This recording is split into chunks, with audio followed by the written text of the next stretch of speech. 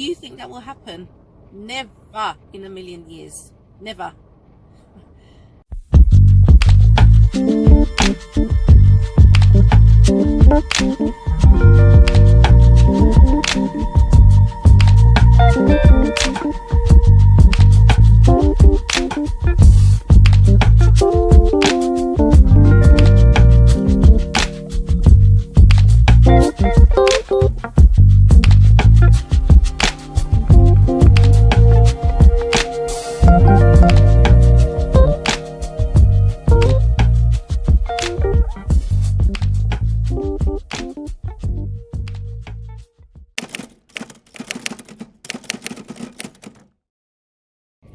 Hey guys, I hope you're all doing well and that you had a great week. To all of my house guests, as you can see, I'm in the car.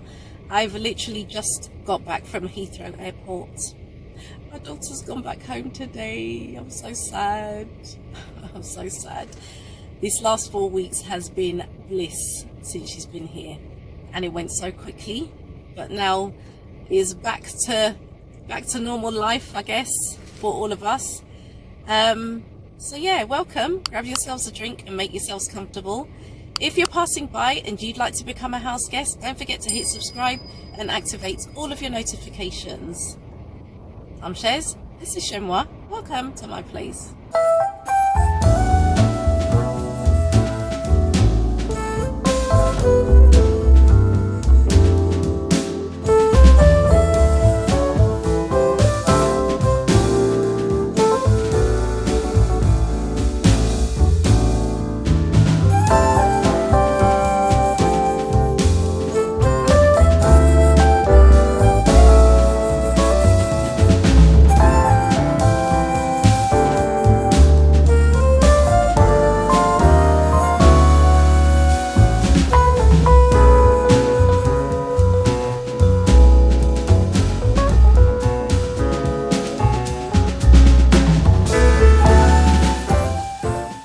If you're a perceptive and an open-minded person, it doesn't take a long time to discover who are the leaders and who are the followers in this world. Earlier this week, I posted this on my community tab. So when you're constantly being told that Harry and Meghan are irrelevant, you don't have to be a genius to work out why this narrative is constantly being pushed down our throats. I came across this comedy sketch online recently. A northerner has been accused of terrorising London by walking around saying hello. Generic northerner Stephen Malley left Londoners traumatised by his attempts to interact with them in a friendly, cheerful manner. Here's Nathan with more. Malley arrived here at Oxford Circus at 9:32 this morning. He had already said hello to several people en route from King's Cross Station, leaving worried commuters unsure why a man they did not know was talking to them.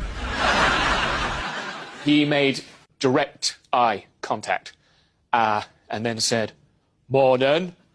First I thought, well, is this just a statement? Because, I mean, it was the morning, but no, something in his tone suggested this was a greeting. Malley was apprehended by London police, who were forced to let him go, as friendliness to strangers is not a crime until next year. Outside the station, Malley gave a statement. Where I come from, it's okay to greet strangers or comment to them about the weather. I did not know the customs of London, and I apologise if I offended anyone. I did not mean to be happy. I'm going back on the train now. And Nathan, what should Londoners do if approached by a northerner? Headphones on, head down, and avoid eye contact. And it reminded me of what Meghan had stated in episode 2 of the Harry and Meghan docuseries. It's so funny if I look back at it now, because now I know so much. And I'm so glad I didn't then, because I could just authentically be myself without so much preparedness. Even when Will and Kate came over and I had met her for the first time they came over for dinner, I remember I was in ripped jeans and I was barefoot. It's like I was a hugger. I've always been a hugger. I didn't realize that that is really jarring for a lot of Brits. I guess I'd started to understand very quickly that the formality on the outside carried through on the inside. That there is a forward-facing way of being. And then you close the door and you go, oh, great. Okay, we can relax now. But that formality carries over on both sides. And that was surprising to me. Have you noticed that the other members of the royal family are making a point of hugging now?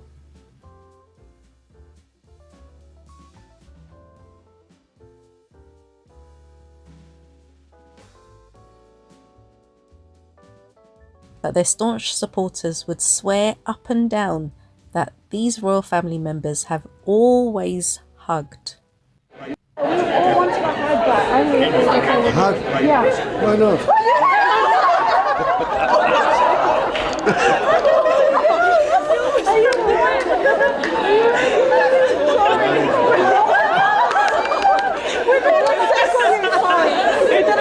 We didn't mean to tackle you like that. I've been flattened by a scrum.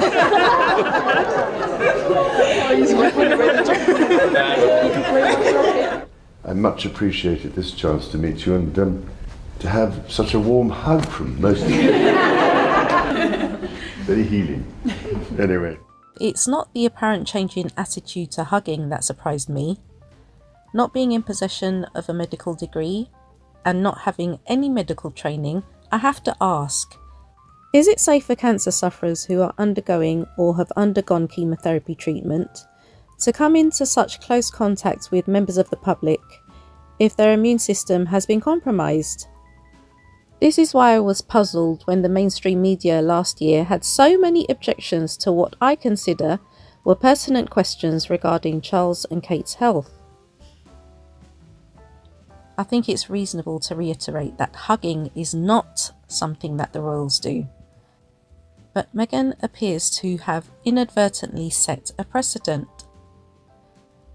Despite what you're being led to believe, the royals on this side of the pond watch Meghan and Harry very closely before they make their next steps. This is why there was such a backlash against Kate at the end of her chemotherapy announcement video epic last year. Social and mainstream media have made it crystal clear that they do not want their future king and queen to be like Harry and Meghan, but it seems that the Waleses can't resist the temptation to emulate the Sussexes. It doesn't matter if it's William's beard becoming a firm fixture on his face, or them trying to display signs of affection in public, or William making a public declaration on social media acknowledging Kate's 43rd birthday. He's not the only one celebrating. Yesterday, the Princess of Wales celebrated her 42nd birthday. And Prince William showed maybe an unusually affectionate side when he posted this picture alongside the message, "To the most incredible wife and mother, the strength that you have shown over the last year has been remarkable. We love you." Oh. So a very public declaration of love. Do you like a public declaration of love, Jane? Well, in that context, it's quite unusual because the royal family haven't really done that sort of thing in the past.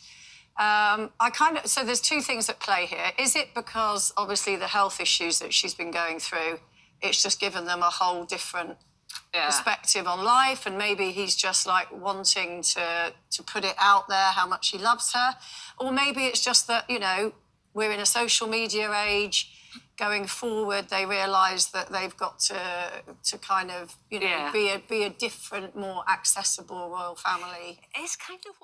Let's not forget that Princess Diana was the one who changed the way the royal family was perceived when it was shown how she naturally engaged with the public and how she interacted with her children. The public regarded Diana as a breath of fresh air, but the firm were having absolutely none of it. Isn't it strange that British society always looks to that female member of the royal family who has the potential to change how the institution is perceived?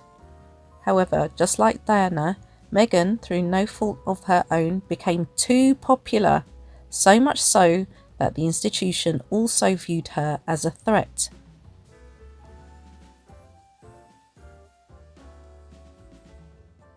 They'll be busy, which is not easy early in a pregnancy. They have 76 engagements scheduled. That was a really rigorous tour to do, pregnant. 16-day trip, Australia and New Zealand and Fiji. Let's hope she hasn't got bad morning sickness. Just so lovely and just so engaged, really all about women's empowerment. Giving 100% every single person that you meet. That's their moment. That's their moment. The Duchess of Sussex arrived hand in hand with her husband. It went so well. Because when girls are given the right tools to succeed, they can create incredible futures. The work that they were doing, the speeches, the people they were meeting, like, it seemed to be amazing. And then I don't understand what happened after that. I think Australia was a real turning point because they were so popular with the public. The internals at the palace were incredibly threatened by that. Putting aside what I think about her, right? She's becoming a royal rock star. Bigger, I would argue, as a couple than William and Kate. That's probably not a good thing in the long term. The issue is when someone who's marrying in, who should be a supporting act, is then stealing the limelight or is doing the job better than the person who was born to do this. That upsets people. It shifts the balance. Because you've been led to believe that the only way that your charities can succeed and the only way that your reputation can be grown or improved is if you're on the front pages of those newspapers. But the media are the ones who choose who to put on the front page. First time the penny dropped for her, Em and I spent the night in a room in Buckingham Palace after an event where every single member of the family, senior members of the family had been, including the Queen. The next morning, they'd set up breakfast for Harry and I. And on the front page of the Telegraph, Meghan. I went, oh my God. She was like, but it's not my fault. And I said, I know. And my mum felt the same way. We'd be going around Australia, for instance, and all you could hear was, oh, she's on the other side. When you say she's on the other side, what do you mean? Well, they weren't on the right side to wave at me or to touch me. So they were expressing a preference even then for you rather than your husband? Yes. Now, if you're a man, or my husband, a proud man, you mind about that. You hear it every day for 4 weeks, and you feel low about it. But were you flattered by the media attention particularly? No, not particularly, because with the media attention came a lot of jealousy. A great deal of complicated situations arose because of that. When some people in the institution around the family started to see that this new couple could destabilize the power dynamics, whether actively talked about or not, the aim was to put them in a box or make them irrelevant. It was almost like from the wedding and everything, I saw that they were building her up. And then there was a shift and they started to tear her down. So now, with Meghan's latest Netflix series, which still hasn't aired at the time of this recording, the trailer was enough to spark such outrageous reactions. But you guys already know that I am not afraid to expose the blatant hypocrisy that exists when it comes to how the royal family are treated and how the Sussexes are treated, which is why I absolutely loved what this TikToker did. People, particularly royalists, are accusing Meghan Markle's new Netflix show, which hasn't even premiered, of being pretentious, tone-deaf, and out of touch. You mean pretentious, out of touch, and tone-deaf-like? Riding around in a gold carriage during a cost-of-living crisis? Spending $91 million on a coronation during a cost-of-living crisis? Releasing an overly produced, professionally shot video of you frolicking through the woods to announce that you completed cancer treatment as if you're the only person in history ever to have cancer, while the average cancer patient is stuck waiting for treatment. Claiming we can end homelessness when you have 1, 2, 3, 4 homes. Releasing a 5-year plan to end homelessness when you're a slumlord trapping your tenants in moldy, hard-to-heat homes that aren't up to code. Or showing up in your Range Rover with a camera crew to film you and your children volunteering at a baby bank so you can post it on social media. This colonial nostalgia bullshit. You all weren't upset about the 32,000-pound headband Kate wore for a day, so why are you triggered by Meghan doing a basic life skill? Cooking. On a major platform.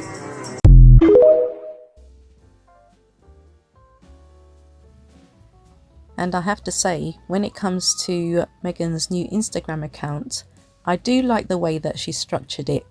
She can post whatever she wants and she doesn't have to worry about the comments because she's closed those off.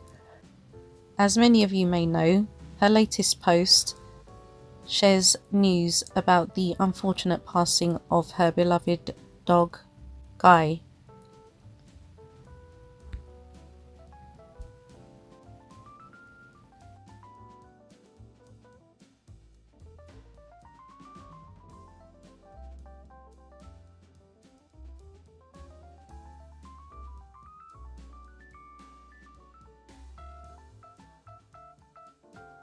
Personally, I would not be surprised to see, maybe even later this year, that certain royal IG accounts will be set up in a similar way to Meghan's. Because after all, what works for Meghan surely must be able to work for them.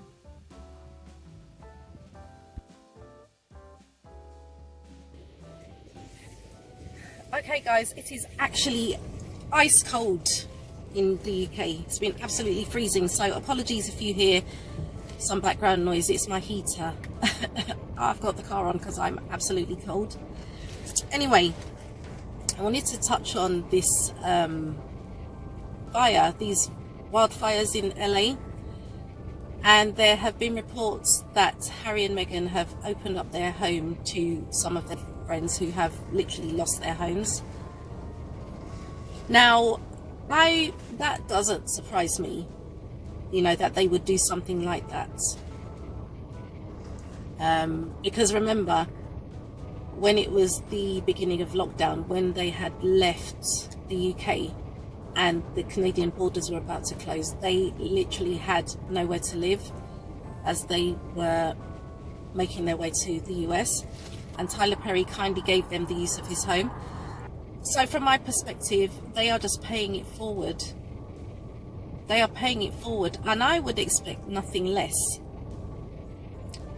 Ask William to open up one of his homes to the homeless people that he is ever so concerned about. Do you think that will happen? Never in a million years. Never. And I don't even think it stops at 4 homes. I suspect he has more than 4 homes, because you know how these guys like to hide their assets. Harry and Meghan, there was a point when they had no roof over their head, nowhere to call their own home. William has never experienced that. William has never in his life experienced that. And for those of you who want to say that yes, he spent a night out sleeping rough in, you know, in central London, that was not because he was desperate. That was not because he had no home. That was for publicity, for Centrepoint, I believe, the charity that his mum was a patron of, and I think he's patron of now. Correct me if I'm wrong, but that was just for publicity. Sleeping rough when he had to, you know, him having to use the shop doorway as a toilet. That kind of sleeping rough? I don't think so. So, you know, out of touch. That TikToker was right. That TikToker was absolutely right. The royal family on this side of the pond in the UK, they are the ones who are out of touch. And like I said, they keenly watch Harry and Meghan. Let's see what William and Kate are going to do. Because for some reason they feel they always have to one-up Harry and Meghan. This is not a competition. William should be happy with his status in life.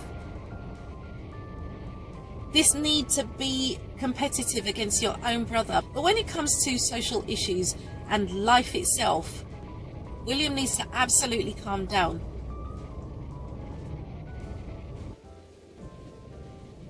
I don't know, guys. Let's see what 2025 says. I am so looking forward to it. Trust me, I'm going to get my comfy slippers on, nice cup of tea, few biscuits, and watch. And I may binge watch if all the episodes are available. I absolutely can't wait. Because if one little trailer can cause so much aggravation, Can you imagine what this whole series is going to do? Guys, if your thoughts were provoked in any way, don't forget to give this video a thumbs up, and if you haven't yet become a house guest, don't forget to hit subscribe and activate all of your notifications. I want to take this opportunity to thank you all so much for watching. Enjoy the rest of your day, and you shall catch me in the next video.